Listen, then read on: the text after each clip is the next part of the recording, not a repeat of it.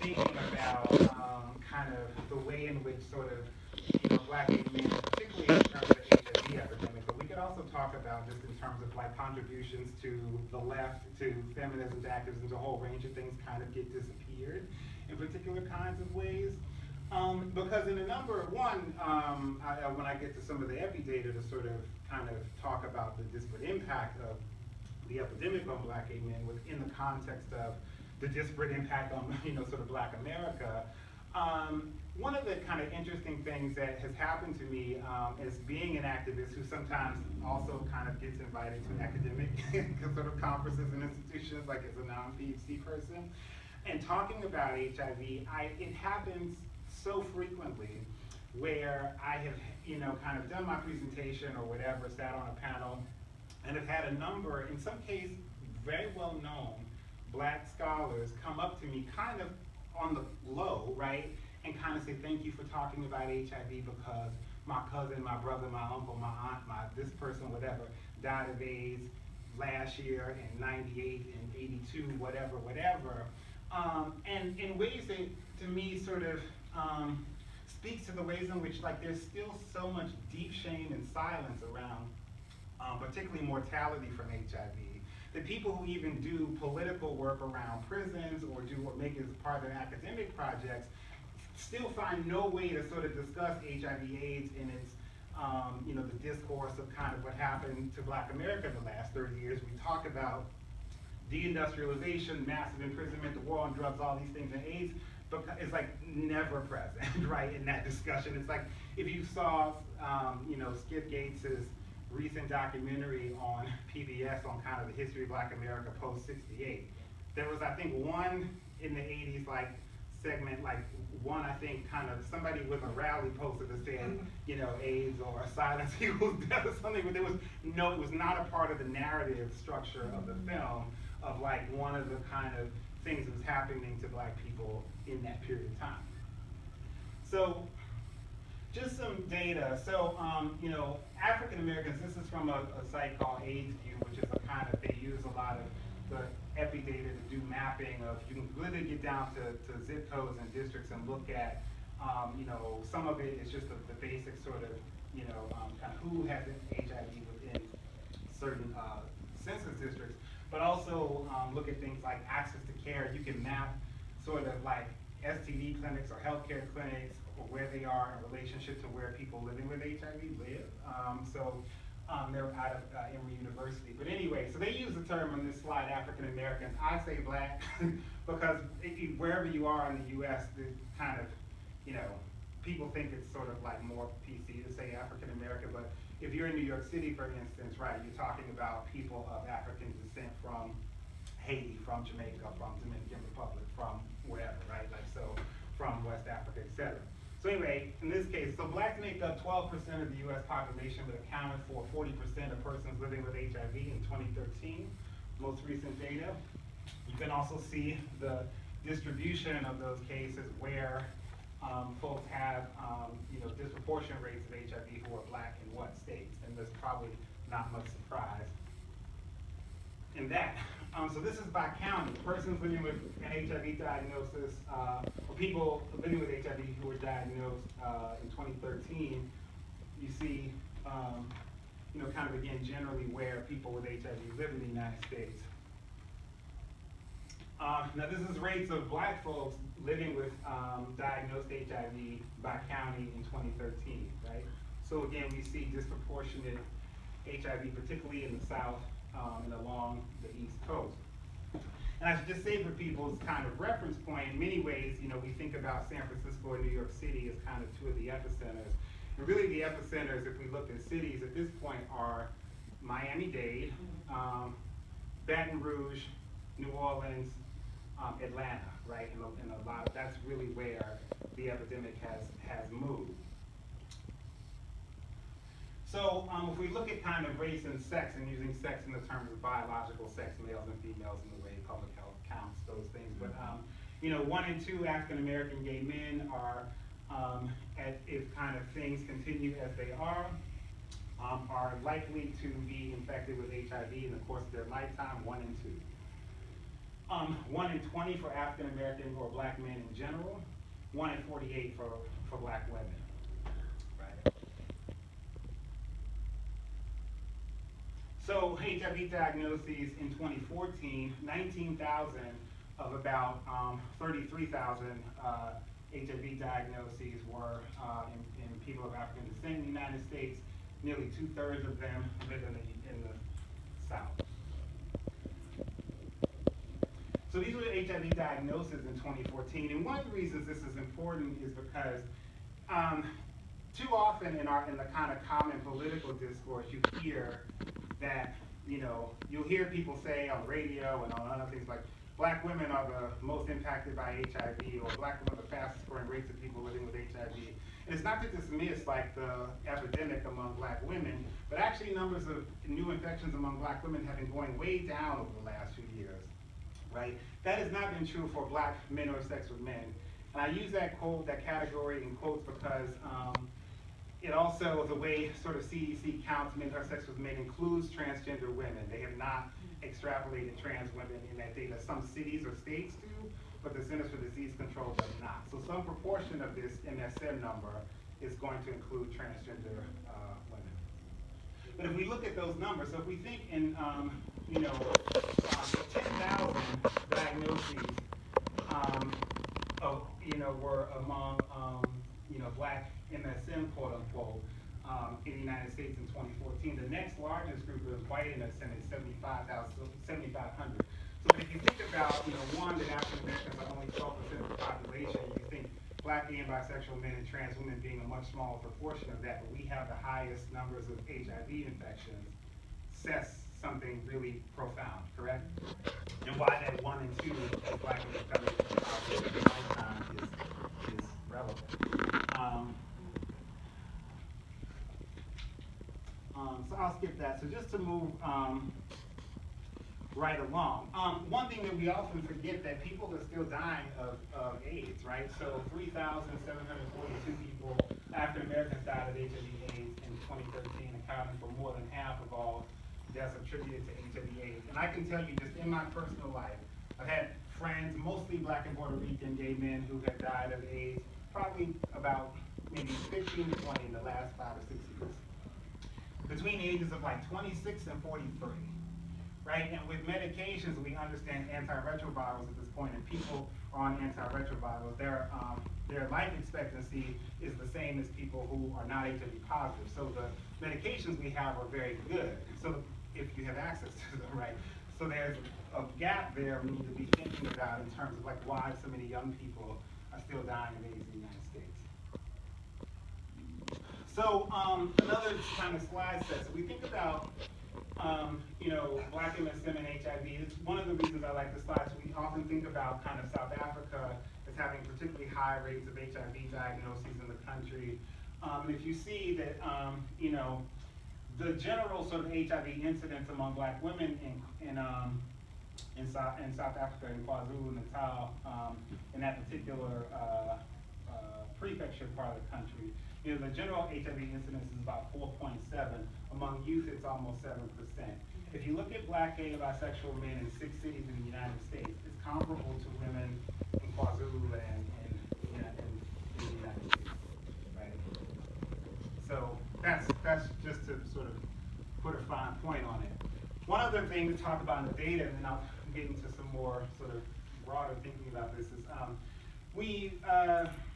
all the studies that have been done to sort of look at why, right? And this is also true for black women, but specific to black MSM related to other men or sex with men, the disparate behaviors, the things that we think about as kind of drivers of HIV, right? More risky sex, more condomless sex, more drug use during sex, more sort of, all of those sort of things. That actually black MSM do not have higher behavioral risk factors when compared to other men or sex with men, right? So the behavior risk is not defining what's driving the epidemic, right? There are other factors sort of driving, the epidemic. So, talking about, 7 times more likely to have an undiagnosed HIV infection, which to me is about lack of access to healthcare, so people are getting tested very late in their diagnosis. or it's also 45% greater likelihood of STD diagnosis, which means they're also not in care, so they're not having undiagnosed STDs, which makes HIV easier to acquire physiologically. And then some other factors, but I'm going to move into some other kind of meatier parts of my discussion. So why is this important?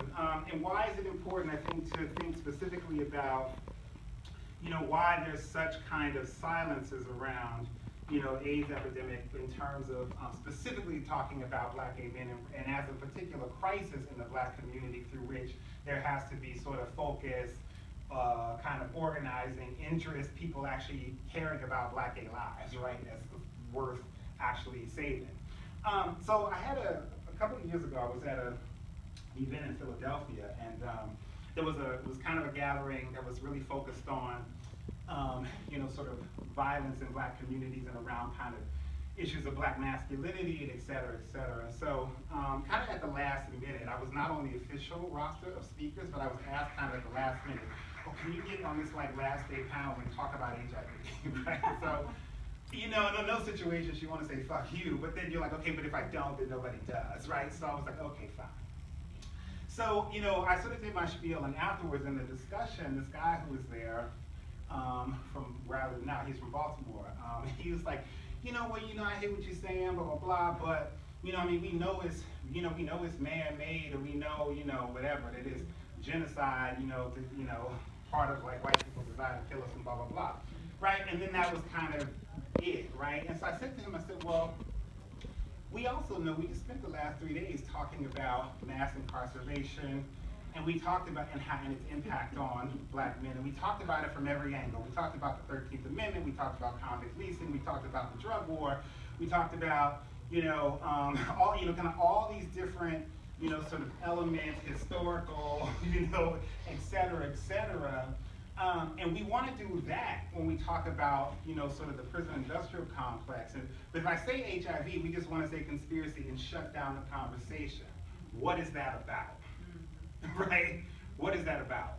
And so, and so within that, I have a couple of different thoughts about that, and then I will, move to the next person. But, so one is, there's obviously the, legacy of, I just think in particular there's still this kind of like way in which both kind of sexuality and the fact of like sexually transmitted infections, and one through which there is no known cure at this point, still become so stigmatized that people just don't want to, they feel like, as Kathy Cohen wrote about this in Bodies of Blackness, but Black people just like don't know how to kind of deal with that politically, like how do we actually mobilize around people who are like the most sort of marginalized and stigmatized through like kind of sex and sexuality in the Black community still like remains a great problem.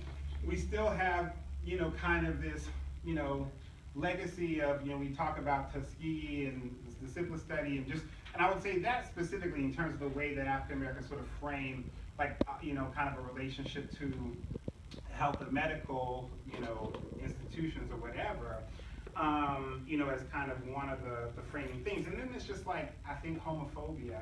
And I would argue in a way, like a way in which, kind of Black politics, right? Kind of if you trace alongside the AIDS epidemic, we were in a particular moment where some of the more kind of, left and social and Marxist sort of like, so the Black Panther Party had been largely dismantled. And what was sort of allowed to stay were some of the more cultural nationalist aspects of Black. And so when I grew up in the 80s, like what it meant to be political was to kind of be like, kind of FOI, kind of Nation of Islam, Afrocentric. That was kind of the framework for what it meant to be political and what it meant to be oppositional. But we know those, have largely been homophobic, been super patriarchal, hierarchical institutions, a range of things. And so therefore, the kinds of community sort of responses that we needed to include Black gay men, right, as a kind of community by which to struggle with and for, were gone, right, by, the 1980s. And a certain kind of logic somewhat promoted by Frances Quest Welsing, by the hair, Dr. Nathan Jr. Hare, this sort of logic that actually in order for black people to progress, black queer people have to die, right? I mean, that has been kind of a thread throughout black politics, right? And I think we're now moving a little bit through that, given some of the dynamics that are happening within Black Lives Matter, BYP, some of these organizations that have a lot of queer and leadership of women to sort of challenge some of these, kind of structures, but we still aren't there. I'm just going to give one other kind of, or two quick examples of how this also played out. So in 2015, I believe it was, I worked with a number of activists in the U.S. to submit a document to the UN Commission on the Elimination of Racial Discrimination, or CERD, which is this sort of international body that you can, if you're, governments that are signed on. It's one of the few UN treaties the U.S. actually responds to. So the U.S. submits every 4 years. They're kind of this is what we're doing to eliminate racial discrimination in the United States. Right, so for the first time in the history of the epidemic, I worked with a bunch of other folks who do HIV work to actually submit a shadow report saying, actually, this is everything the U.S. isn't doing, right? And this is the example of how it's, kind of actually happening within the U.S. So we were then, one of my, actually who now works with me in D.C. at TAG, but he was at a different organization at the time. One of my colleagues went to Geneva on behalf of the HIV contingent to sort of testify, and that happened on the day that we were supposed to testify was the same day that Mike Brown was killed in the streets in Ferguson, Missouri, right? Literally was happening while the third session was happening. And so there were a number of activists who were also there talking about kind of police brutality, right? And part of the reason, because that was actually happening in the U.S. and was becoming international news, we actually weren't even allowed to present. It very much became, that was the only sort of thing that got presented, and then our sort of critiques didn't make it into the larger UN document about the U.S. So there's no HIV focus on it at all, right? So those things happen. Similar in terms of to talk about Missouri, so to talk about kind of how these things come together, there's a case, a young man, Michael Johnson, who was in a rural county outside of St. Louis, who in 2013 was arrested for criminal exposure of HIV with 5 different accusers, 4 of which were young white gay men. Michael was on a wrestling scholarship at a university at the school, was in fact HIV positive. He sat in jail for 2 years before he actually got a trial. His trial lasted all of a day and a half. During the trial, they now mind you, one of the cases was dropped. So 4 people who were the defendants in the trial, or who were the part of the plaintiffs rather in the case with the district attorney.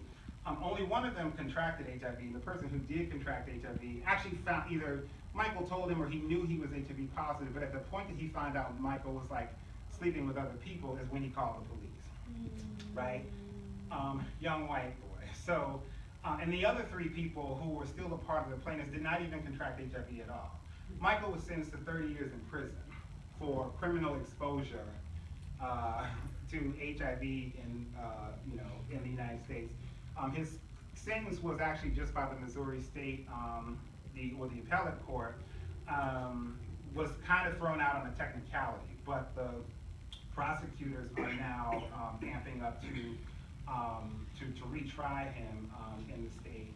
And so I just was been a part of a group of black men who have raised $18,000 to hire a private defense attorney for Michael, right? So when I think about, HIV in the United States, there are these one particular ways in which we, the sort of policing and carceral state actually still impacts, HIV in ways that we don't often think about.